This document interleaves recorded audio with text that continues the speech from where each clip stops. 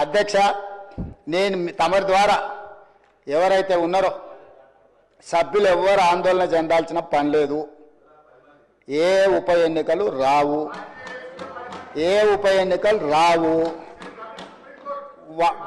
వారు వారి ఉప ఎన్నికలు వారు కోరుకున్నా రావు.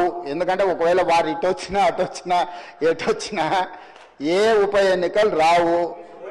ముఖ్యమంత్రి గారు ఏమన్నారంటే మేము ఈ 10 మంది ఎమ్మెల్యేలు డిస్క్వాలిఫై కారు, అది గతంలో కాలేదు, ఇప్పుడు కూడా కారు అంటే నేను వెంటనే ఇక్కడ నుంచి సుప్రీంకోర్టులో ఉన్న మ్యాటర్ని మీరు ఎట్లా మాట్లాడతారంటే మాకు ఇమ్యూనిటీ ఉంది, మేము ఏదైనా మాట్లాడవచ్చు ఈ సభలో లోపల మాట్లాడతామన్నారు.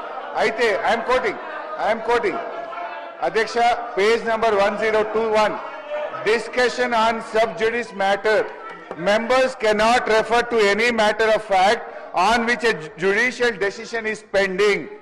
Adevidanga chapter 18, Parliament and Judiciary. As regards the relationship between the Parliament and the Judiciary, both are under constitutional obligations not to encroach each upon others' jurisdiction.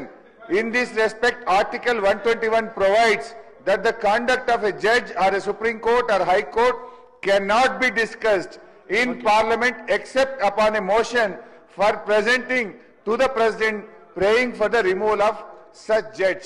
Judge గారి రిమూవల్ గురించి తప్ప సుప్రీం కోర్టులో గాని హైకోర్టులో పెండింగ్ ఉన్నటువంటి విషయాన్ని సభలో మాట్లాడకూడదు అని కౌల్ అండ్ షెక్దర్ లో చాలా స్పష్టంగా చెప్పడం జరిగింది. నేను అందువల్ల మీతో కోరుతున్నా, ముఖ్యమంత్రి గారు ఇవాళ సర్వోన్నత న్యాయస్థానం సుప్రీం కోర్టు యొక్క